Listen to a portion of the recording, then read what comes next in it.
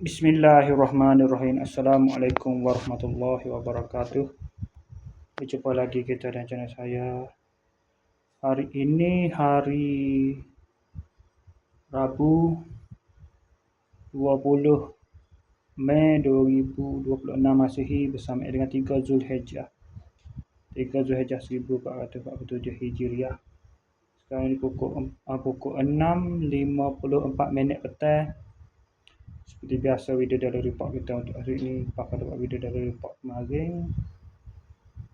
Saya semaya syak, saya tunggu semaya maghrib dan semaya lepas semaya syak baru saya keluar lah. Lepas semaya syak baru saya keluar pergi ke kedai fikir seperti biasa, minimal seperti biasa.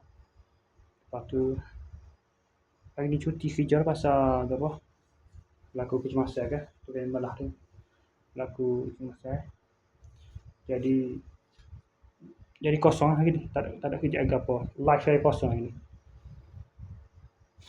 Lepas bangun pada pukul 6.30, bangun pagi 6.30.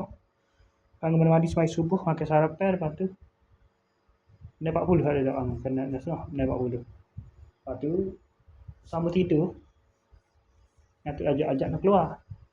Ajak nak terbit dalam pukul 8 atau pukul apa, jadi keluar. Tak ada miss call, pukul 8.45 tu ada miss call. Tu pun tengok dalam pukul 1 dah baru tengok. Lari. Tidur pukul dalam pukul 7. Dalam pukul berapa dia tidur? Jenegara tu mungkin dah sekitar pukul 8 jenegara satu. Masa tak ada. Pakai jenegara ngatuk aja lah jenegara.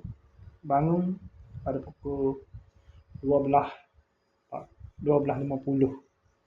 Lepas tu semaya Zuhur lewat lah dalam pukul 3.30. Semaya asar dalam pukul 5 ada. Lepas tu tak ada buat apa semasa hari ni duk main Facebook internet gitu lah. Tak tengok Facebook gitu lah. Tak ada lain saat ni baru berhenti. Putus lain kan lain art ni. Sekarang ni masih art lagi lain. Nak hujan ni buat dia. Lepas tu pukul 6.54 ni barulah main sini. Pukul 6.50 ni baru main. Pukul 6.52 ni main sini. 2 minit perjalanan ni. Main sini 6.54 sana terus buat video dalam report ni. Okey, saya sekadar itu saja untuk sesi video dalam report kita untuk hari ini. Assalamualaikum, jumpa lagi. Bye.